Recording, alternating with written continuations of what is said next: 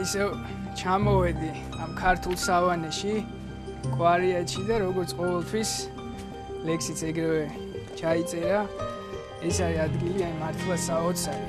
ხატრების, პოეტების, მუსიკოსების ადგილი და ყველას უჩიოთ ამისი თვალით ამოვიდეს და ნახოს აქაურობა მართლა სავანი.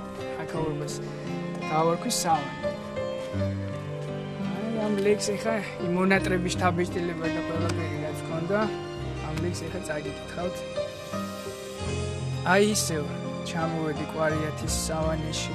ღრმასიამე სულის ექომ მიმოასავს სავამეში, სხვას გავცქერი, თის წვერზე ვარ, თეთრ ბუდეში არწივისა, ცისკენ მეფურასა ფრენად ფრთებს შევისხავ, აწიმლისსა.